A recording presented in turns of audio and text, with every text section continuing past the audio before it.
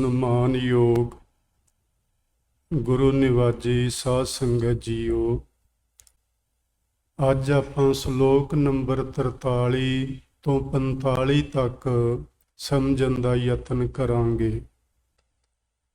ਜੋ ਸ੍ਰੀ ਗੁਰੂ ਗ੍ਰੰਥ ਸਾਹਿਬ ਜੀ ਦੇ ਪਾਵਨ ਪੰਨਾ ਨੰਬਰ 1380 ਤੇ ਦਰਜ ਹਨ। ਪਿਛਲੀ ਕਥਾ ਦੌਰਾਨ ਆਪਾਂ ਸ਼ਲੋਕ ਨੰਬਰ 42 ਤੇ ਸਮਾਪਤੀ ਕੀਤੀ ਸੀ, ਜਿਸ ਵਿੱਚ ਬਾਬਾ ਫਰੀਦ ਸਾਹਿਬ ਜੀ ਸਾਨੂੰ ਇਹ ਸਮਝਾ ਰਹੇ ਸਨ ਕਿ ਬਾਰ ਪਰਾਏ ਬੈਸਣਾ, ਪਰਾਏ ਘਰ ਵਿੱਚ ਬੈਠਣਾ, ਜਿਸ ਦਾ ਆਪਾਂ ਮਤਲਬ ਲੈ ਰਹੇ ਸਾਂ ਕਿਸੇ ਦੇ ਮੁਹਤਾਜ ਹੋਣਾ ਜਾਂ ਕਿਸੇ ਦੇ ਗੁਲਾਮ ਹੋਣਾ। ਕਿਸੇ ਦੀ ਮੁਹਤਾਜੀ, ਕਿਸੇ ਦੀ ਗੁਲਾਮੀ ਜ਼ਿੰਦਗੀ ਦੇ ਅੰਦਰ ਇਹ ਜ਼ਿੰਦਗੀ ਜਿਉਣ ਦਾ ਸਭ ਤੋਂ ਘਟੀਆ ਤਰੀਕਾ ਹੁੰਦਾ ਹੈ। ਕਿਸੇ ਦੇ ਗੁਲਾਮ ਹੋ ਕੇ ਜਿਉਣਾ ਜਾਂ ਕਿਸੇ ਦੇ ਮੁਹਤਾਜ ਹੋ ਕੇ ਜਿਉਣਾ। ਇੱਥੇ ਆਪਾਂ ਗੱਲ ਸਮਾਪਤ ਕਰ ਦਿੱਤੀ ਸੀ ਕਿਉਂਕਿ ਸਮਾਂ ਹੋ ਗਿਆ ਸੀ। ਥੋੜੀ ਜੀ ਗੱਲ ਇਸੇ ਸ਼ਲੋਕ ਤੇ ਮੈਂ ਹੋਰ ਕਰਨਾ ਚਾਹਾਂਗਾ। ਇੱਕ ਪਰਮੇਸ਼ਵਰ ਦਾ ਦਰ ਹੈ ਜਿੱਥੇ ਆਪਾਂ ਹੁਣ ਬੈਠੇ ਹਾਂ।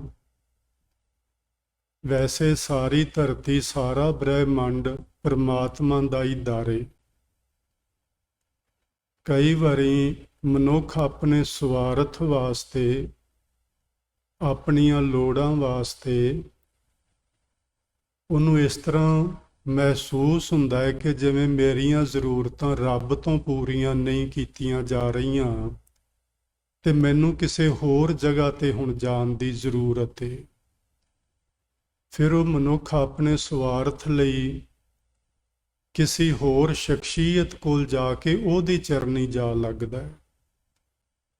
ਅਸੀਂ ਕਹਿ ਸਕਦੇ ਹਾਂ ਸਾਧੂਆਂ ਸੰਤਾਂ ਕੋਲ ਆਪਣੇ ਸਵਾਰਥ ਲਈ ਜਾਣਾ, ਦੇਵੀਆਂ ਦੇਵਤਿਆਂ ਦੀ ਆਪਣੇ ਸਵਾਰਥ ਲਈ ਪੂਜਾ ਕਰਨਾ, ਆਪਣੇ ਦੁੱਖਾਂ ਤੋਂ ਛੁਟਕਾਰੇ ਲਈ ਕਿਸੇ ਹੋਰ ਜਾਦੂ ਮੰਤਰ ਦਾ, ਕਿਸੇ ਭੂਤ ਪ੍ਰੇਤ ਦਾ ਸਹਾਰਾ ਲੈਣਾ, ਇਹ ਵੀ ਪਰਾਇਆ ਹੀ ਘਰ ਹੈ।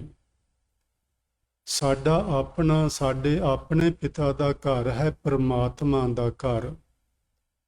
ਜੇ ਅਸੀਂ ਪਰਮਾਤਮਾ ਦੇ ਘਰ ਨੂੰ ਕਿਸੇ ਹੋਰ ਹਸਤੀ ਦੇ, ਆਪਣੇ ਪਿਤਾ ਦੇ ਘਰ ਨੂੰ ਛੱਡ ਕੇ ਕਿਸੇ ਹੋਰ ਹਸਤੀ ਦੇ ਘਰ ਜਾਈਏ ਤੇ ਗੁਰੂ ਸਾਹਿਬ ਨੇ ਲਿਖਿਆ ਫਿਰ ਉਲਾਮਾ ਮਿਲੈ ਤਹੀ, ਤਾਂ ਹੀ ਸਾਨੂੰ ਉਲਾਮਾ ਮਿਲੇਗਾ ਕਿ ਇਹ ਕਿਸੇ ਹੋਰ ਦੀ ਗੁਲਾਮੀ ਕਰ ਰਿਹਾ ਹੈ, ਇਹ ਕਿਸੇ ਹੋਰ ਦਾ ਮੁਹਤਾਜ ਹੋ ਗਿਆ ਹੈ।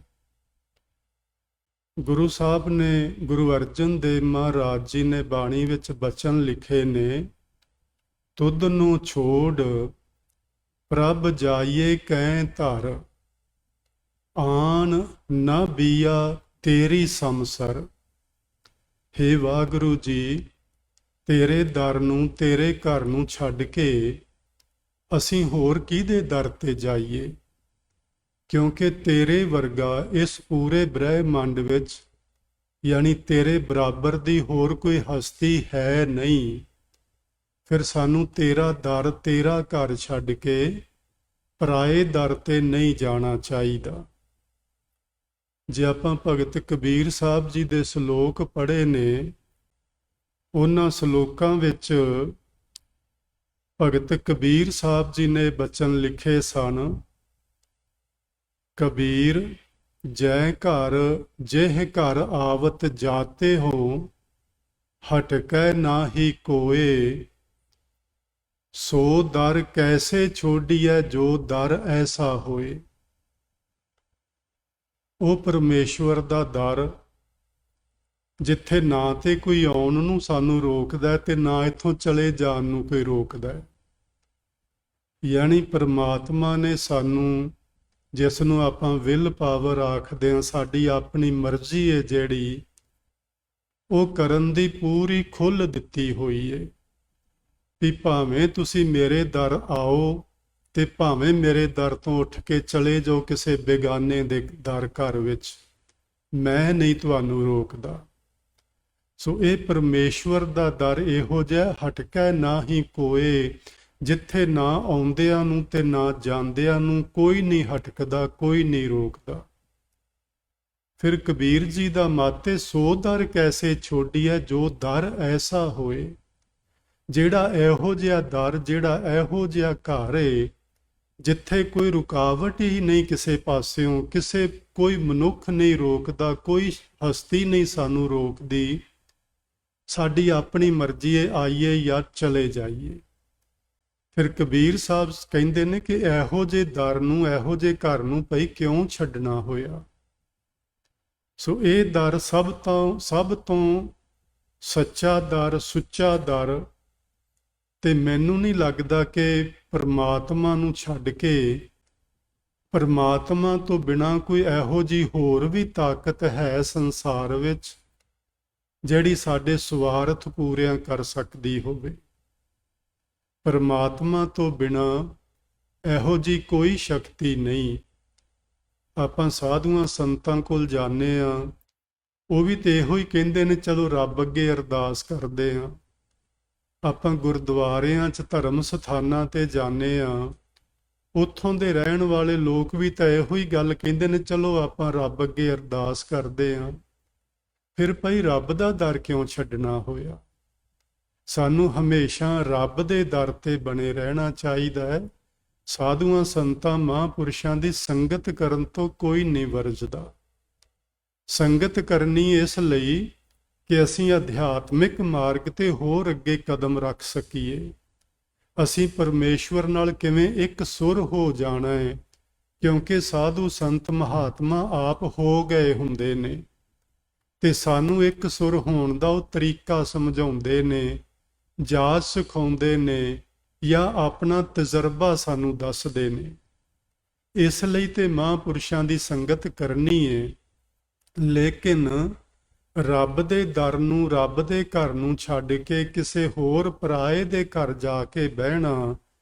ਫਰੀਦ ਸਾਹਿਬ ਦਾ ਮਤ ਏ, ਜੇ ਤੂੰ ਏਵੇਂ ਰੱਖ ਸੀ ਜੀਓ ਸ਼ਰੀਰੋਂ ਲੈ।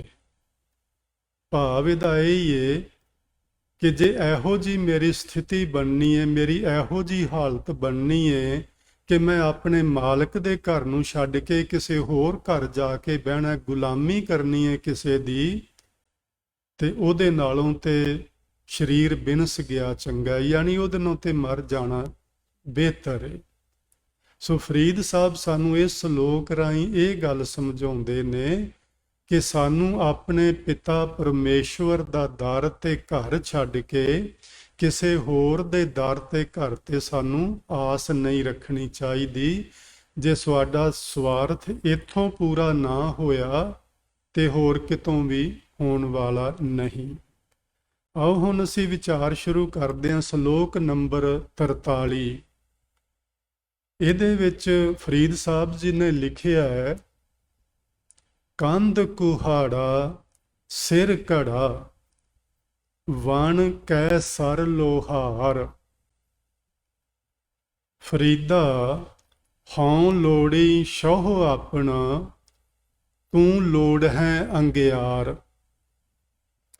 ਜੇ ਤੇ ਇਹਦੇ ਆਪਾਂ ਸਿਰਫ ਅੱਖਰਾਂ ਦੇ ਅਰਥ ਕਰੀਏ ਤੇ ਬੜੇ ਸਾਦੇ ਨੇ, ਕਿਉਂਕਿ ਫਰੀਦ ਜੀ ਦੀ ਜਿਹੜੀ ਬੋਲੀ ਹੈ ਠੇਠ ਪੰਜਾਬੀ ਹੈ, ਕੋਈ ਅੜਚਨ ਨਹੀਂ ਆਉਂਦੀ ਉਹਦੇ ਅਰਥਾਂ ਨੂੰ ਸਮਝਣ ਲੱਗਿਆ।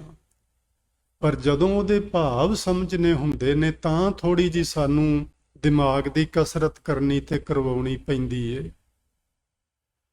ਕੰਧ ਕੁਹਾੜਾ ਦਾ ਮਤਲਬ ਹੈ ਕੰਧ, ਕੰਧੇ ਉੱਤੇ, ਮੋਢੇ ਉੱਤੇ ਲੁਹਾਰ ਨੇ, ਲੱਕੜੀਆਂ ਕੱਟਣ ਵਾਲੇ ਨੇ ਕੁਹਾੜਾ ਰੱਖਿਆ ਹੋਇਆ ਹੈ। ਸਿਰ ਘੜਾ, ਤੇ ਸਿਰ ਉੱਤੇ ਪਾਣੀ ਵਾਲਾ ਘੜਾ ਰੱਖਿਆ ਹੋਇਆ ਹੈ। ਜਿਨ੍ਹਾਂ ਲੋਕਾਂ ਨੇ ਥੋੜਾ ਬਹੁਤਾ ਵੀ ਜ਼ਿਮੀਂਦਾਰੇ ਨਾਲ ਕਦੀ ਸੰਬੰਧ ਰੱਖਿਆ ਹੋਏਗਾ ਉਹਨਾਂ ਨੂੰ ਪਤਾ ਹੋਣਾ ਕਿ ਜਦੋਂ ਅਸੀਂ ਖੇਤਾਂ 'ਚ ਕੰਮ ਕਰਨ ਜਾਂਦੇ ਸਾਂ, ਆਪਣਾ ਪਾਣੀ ਵਾਲਾ ਘੜਾ ਨਾਲ ਲੈ ਕੇ ਜਾਈਦਾ ਸੀ ਵੀ ਜਦੋਂ ਵੀ ਪਿਆਸ ਲੱਗੇ ਬੰਦਾ ਆਪਣਾ ਪਾਣੀ ਪੀ ਸਕੇ। ਜਿਹੜੇ ਬੰਦੇ ਨੇ ਜੰਗਲ ਵਿੱਚੋਂ ਲੱਕੜਾਂ ਕੱਟਣ ਜਾਣਾ ਹੈ ਤੇ ਲੱਕੜਾਂ ਕੁਹਾੜੇ ਨਾਲ ਕੱਟਣੀਆਂ, ਉਦੋਂ ਕੋਈ ਇਹ ਇਲੈਕਟ੍ਰੋਨਿਕ ਆ ਰਹੀਆਂ ਨਹੀਂ ਸਨ ਹੁੰਦੀਆਂ। ਕੁਹਾੜੇ ਦੇ ਨਾਲ ਲੱਕੜਾਂ ਕੱਟਣੀਆਂ ਨੇ, ਜ਼ੋਰ ਲੱਗਣਾ ਹੈ ਤੇ ਪਿਆਸ ਲੱਗਣੀ ਹੈ। ਇਸ ਲਈ ਉਹ ਸਿਰ ਤੇ ਘੜਾ ਉਹਨੇ ਪਾਣੀ ਦਾ ਰੱਖਿਆ ਹੋਇਆ ਆਪਣੇ ਪੀਣ ਵਾਸਤੇ, ਮੋਢੇ ਉੱਤੇ ਕੁਹਾੜਾ ਰੱਖਿਆ ਹੋਇਆ ਹੈ। ਵਣ ਕੈ ਸਰ ਲੋਹਾਰ, ਉਹ ਲੋਹਾਰ ਜਿਹੜਾ ਹੈ ਉਹ ਵਣਾਂ ਵਿੱਚ ਚਲਾ ਗਿਆ, ਜੰਗਲ ਵਿੱਚ ਚਲਾ ਗਿਆ। ਫਰੀਦਾ ਹਉ ਲੋੜੀ ਸ਼ੋਹ ਆਪਣਾ। ਫਰੀਦ ਸਾਹਿਬ ਆਖਦੇ ਨੇ ਕਿ ਮੈਂ ਤੇ ਆਪਣੇ ਮਾਲਕ ਨੂੰ ਜੰਗਲ ਵਿੱਚ ਲੱਭਦਾ ਫਿਰਦਾ, ਭਾਵ ਕਿਤੇ ਉਹ ਬਾਹਰ ਕਿਸੇ ਨਾ ਰੁੱਖ ਦੀ ਛਾਵੇਂ ਬੈਠੇ ਹੋਏ ਸਨ ਤੇ ਪ੍ਰਭੂ ਦੀ ਭਗਤੀ ਵਿੱਚ ਜੁੜੇ ਹੋਏ ਸਨ। ਜੇ ਤੁਸੀਂ ਗੁਰੂ ਨਾਨਕ ਸਾਹਿਬ ਜੀ ਦਾ ਮੁੱਢਲਾ ਜਿਹਾ ਜੀਵਨ ਪੜ੍ਹਿਆ ਹੋਵੇ ਤੇ ਉਹਦੇ ਵਿੱਚ ਬਹੁਤ ਥਾਈਂ ਤੁਹਾਨੂੰ ਇਹ ਸ਼ਬਦ ਮਿਲਣਗੇ ਕਿ ਗੁਰੂ ਨਾਨਕ ਜੰਗਲ ਵਿੱਚ ਜਾ ਕੇ ਬੈਠ ਜਾਂਦੇ ਸਨ। ਜਦੋਂ ਮੱਝੀਆਂ ਚਾਰਨ ਗਏ ਉਦੋਂ ਵੀ ਕਿਸੇ ਰੋਖੇ ਠਾਈ ਬੈਠੇ ਸਨ ਤੇ ਸਮਾਧੀ ਸਥਿਤ ਹੋ ਗਏ ਸਨ। ਇਸੇ ਤਰ੍ਹਾਂ ਉਹਨਾਂ ਦੇ ਜੀਵਨ ਦੀਆਂ ਬਹੁਤ ਸਾਰੀਆਂ ਘਟਨਾਵਾਂ ਹੁੰਦੀਆਂ ਨੇ ਕਿ ਉਹ ਕਿਤੇ ਬਾਹਰ ਖੇਤਾਂ ਵਿੱਚ ਚਲੇ ਜਾਂਦੇ, ਜੰਗਲ ਵਿੱਚ ਚਲੇ ਜਾਂਦੇ ਤੇ ਕਿਸੇ ਰੁੱਖ ਦੀ ਛਾਂ ਹੇਠਾਂ ਬਹਿ ਕੇ ਉਹ ਪ੍ਰਭੂ ਦੀ ਭਗਤੀ ਕਰਦੇ। ਸੋ ਫਰੀਦ ਸਾਹਿਬ ਜੰਗਲ ਵਿੱਚ ਇਸ ਲਈ ਗਏ ਹੋਏ ਨੇ ਕਿ ਉਹ ਪ੍ਰਭੂ ਦੀ ਭਗਤੀ ਕਰ ਸਕਣ, ਕਿਤੇ ਇਕਾਂਤ ਵਿੱਚ ਰੁੱਖ ਦੇ ਹੇਠਾਂ ਬੈਠ ਕੇ। ਉਹ ਕਹਿੰਦੇ ਨੇ ਮੈਂ ਤੇ ਇਸ ਜੰਗਲ ਵਿੱਚ ਇਸ ਲਈ ਆਇਆ ਸਾਂ ਕਿ ਮੈਂ ਆਪਣੇ ਪਰਮਾਤਮਾ ਨੂੰ ਮਿਲਣਾ ਹੈ। ਤੂੰ ਲੋੜ ਹੈ ਅੰਗਿਆਰ ਤੇ ਤੂੰ ਇਹਨਾਂ ਰੁੱਖਾਂ ਨੂੰ ਕੱਟ ਕੇ ਇਹਨਾਂ ਦੇ ਕੋਲੇ ਬਣਾ ਕੇ ਵੇਚਣਾ ਚਾਹੁੰਦਾ ਹੈ। ਵੇਖੋ ਹੁਣ ਇੱਕੋ ਹੀ ਜੰਗਲ ਵਿੱਚ ਦੋ ਤਰ੍ਹਾਂ ਦੇ ਆਦਮੀ ਆਏ ਹੋਏ ਨੇ। ਇੱਕ ਆਦਮੀ ਆਪਣੇ ਪ੍ਰਭੂ ਨਾਲ ਜੁੜਨਾ ਚਾਹੁੰਦਾ, ਉਸੇ ਹੀ ਥਾਂ ਤੇ ਬੈਠਾ ਹੋਇਆ, ਤੇ ਇੱਕ ਆਦਮੀ ਉਸੇ ਹੀ ਜਗ੍ਹਾ ਤੇ ਆ ਕੇ ਉਹਨਾਂ ਹੀ ਲੱਕੜਾਂ ਨੂੰ ਕੱਟ ਕੇ ਉਹਨਾਂ ਦੇ ਕੋਲੇ ਬਣਾ ਕੇ ਵੇਚਣਾ ਚਾਹੁੰਦਾ।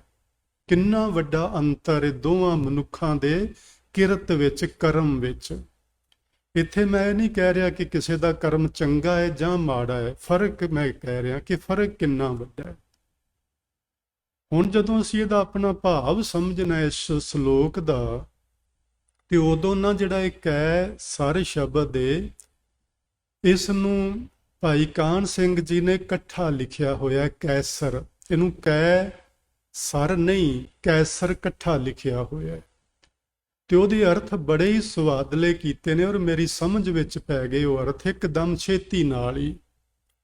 ਉਹਨੇ ਅਰਥ ਕੀ ਕੀਤੇ ਨੇ ਵੀ ਜਿਹੜਾ ਇਹ ਕੈਸਰ ਸ਼ਬਦ ਹੈ ਨਾ, ਇਹਦਾ ਅਰਥ ਹੁੰਦਾ ਹੈ ਬਾਦਸ਼ਾਹ, ਇਹਦਾ ਅਰਥ ਹੁੰਦਾ ਹੈ ਰਾਜਾ।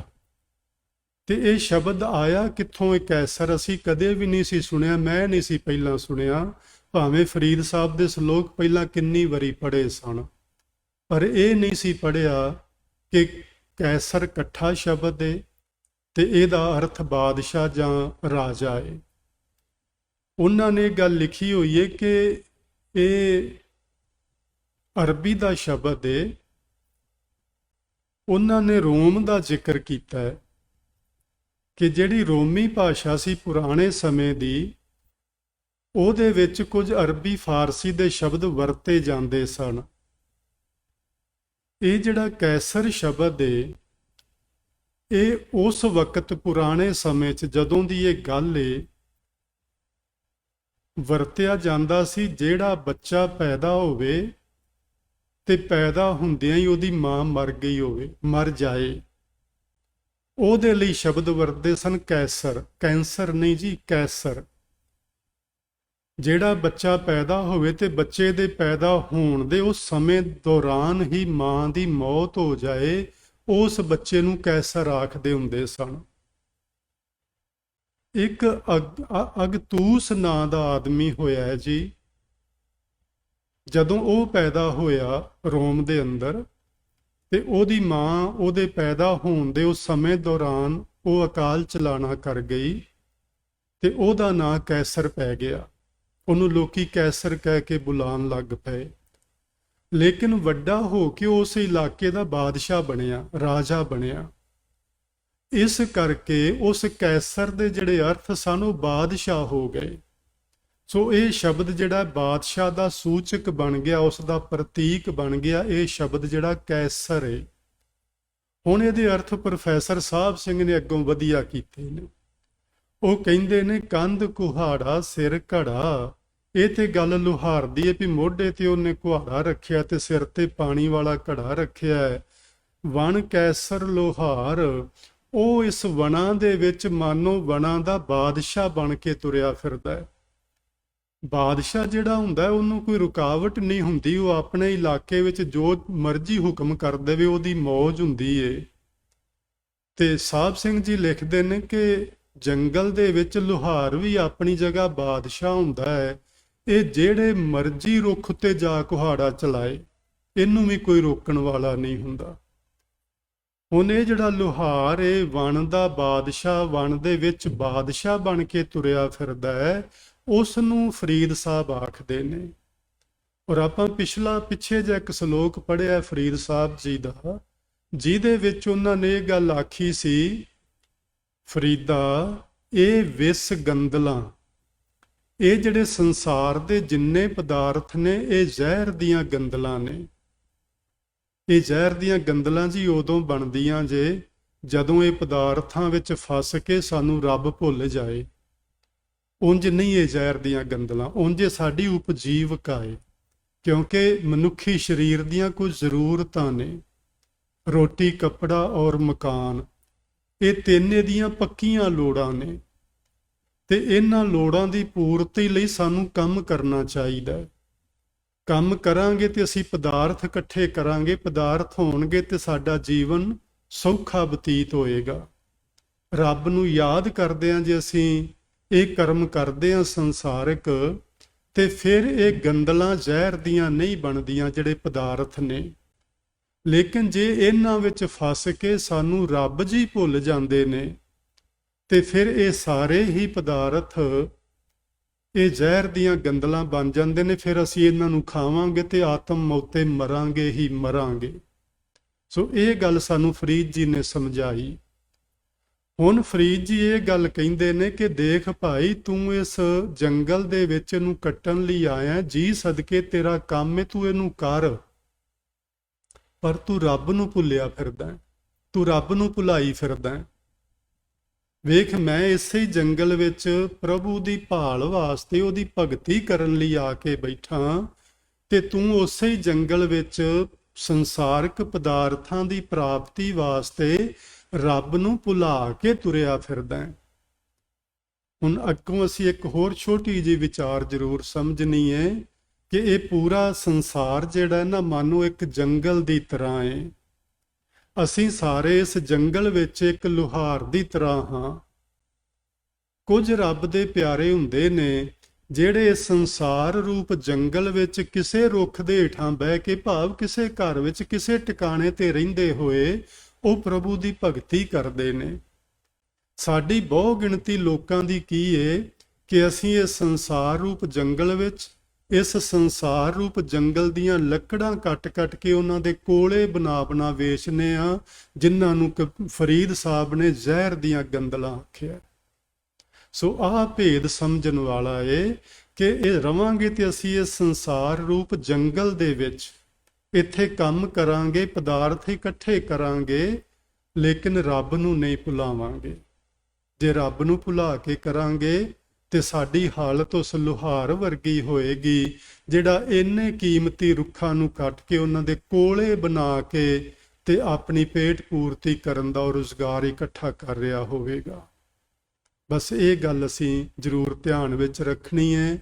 ਸੰਸਾਰਿਕ ਪਦਾਰਥ ਇਕੱਠੇ ਕਰਨੇ ਨੇ, ਜਿੰਨੇ ਕੁ ਸਾਨੂੰ ਲੋੜੀਂਦੇ ਨੇ, ਉਹਨਾਂ ਤੇ ਜੱਫੇ ਨਹੀਂ ਮਾਰਨੇ, ਢੇਰ ਨਹੀਂ ਲਗਾਉਣੇ, ਅੰਬਾਰ ਨਹੀਂ ਜੋੜਨੇ।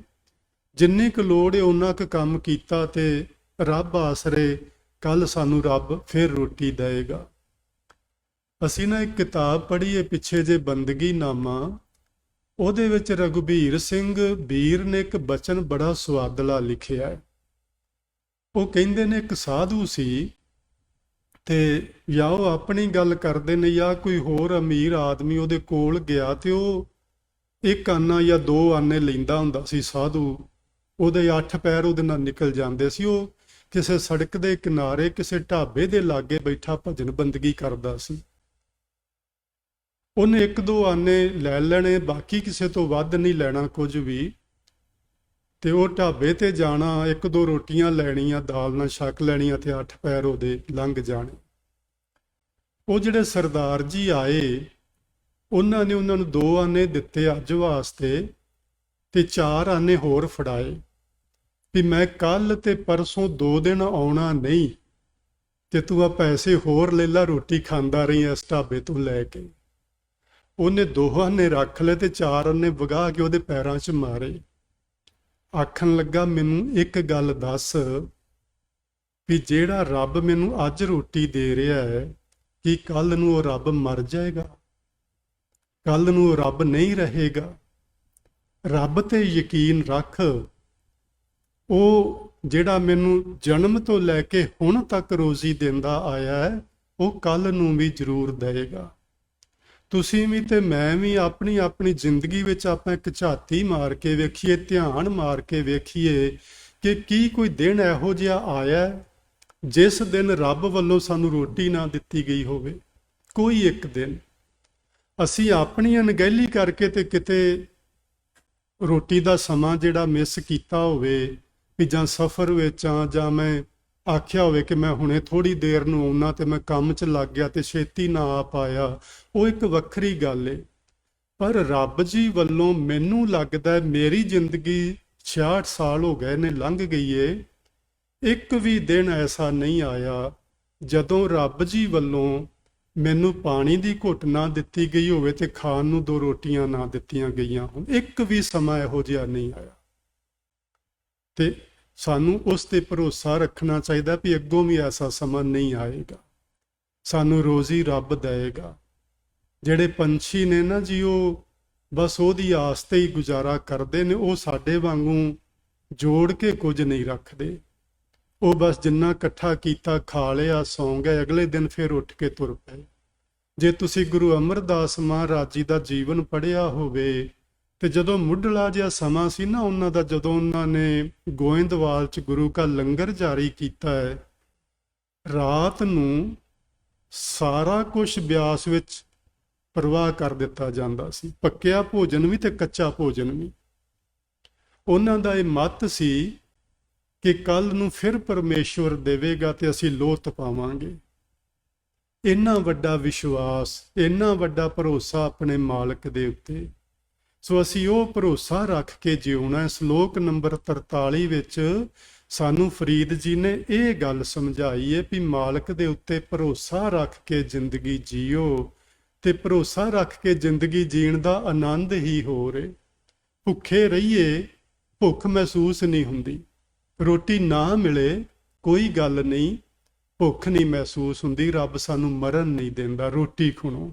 ਉਂਝ ਤੇ ਮਰਨਾ ਹੀ ਇੱਕ ਦਿਨ ਆਉਣਾ ਹੀ ਹੈ, ਆਪਾਂ ਸਭਨਾਂ ਨੇ ਜਾਣਾ। ਵੱਡੇ ਵੱਡੇ ਲੋਕ ਚਲੇ ਗਏ ਨੇ। ਸੋ ਆਪਾਂ ਮੇਰਾ ਖਿਆਲ ਇੱਥੇ ਸਮਾਪਤੀ ਕਰਦੇ ਹਾਂ, ਸਮਾਂ ਹੋ ਗਿਆ ਹੈ। ਤੇ ਆਪਾਂ ਸ਼ਲੋਕ ਨੰਬਰ 43 ਤੋਂ ਅੱਗੇ 44 ਤੇ 45 ਫਿਰ ਆਪਾਂ ਅਗਲੀ ਕਥਾ ਵਿੱਚ ਉਸ ਨੂੰ ਸਮਝਣ ਦੀ ਕੋਸ਼ਿਸ਼ ਕਰਾਂਗੇ। ਸੋ ਅੱਜ ਤੁਸੀਂ ਭਾਈ ਇੰਨੇ ਕੁ ਬਚਨ ਪ੍ਰਵਾਨ ਕਰਨਾ। ਬੇਅੰਤ ਪ੍ਰਕਾਰ ਦੀਆਂ ਮੇਰੇ ਪਾਸੋਂ ਗੁਰਬਾਣੀ ਦੇ ਵਿਚਾਰ ਕਰਦਿਆਂ ਭੁੱਲਾਂ ਹੋ ਹੀ ਜਾਂਦੀਆਂ ਨੇ, ਤੇ ਉਹਨਾਂ ਲਈ ਵੀ ਤੁਸੀਂ ਖਿਮਾ ਕਰਨਾ। ਸੋ ਆਪ ਜੀ ਨੇ ਬੜੇ ਪਿਆਰ ਨਾਲ ਬੈਠ ਕੇ ਗੁਰਬਾਣੀ ਵਿਚਾਰ ਸਰਵਣ ਕੀਤਾ ਹੈ, ਉਹਦੇ ਲਈ ਆਪ ਸਾਰੀ ਸੰਗਤ ਦਾ ਬਹੁਤ ਬਹੁਤ ਧੰਨਵਾਦ। ਪਿਆਰ ਨਾਲ ਆਖੋ ਜੀ, ਵਾਹਿਗੁਰੂ ਜੀ ਕਾ ਖਾਲਸਾ, ਵਾਹਿਗੁਰੂ ਜੀ ਕੀ ਫਤਿਹ।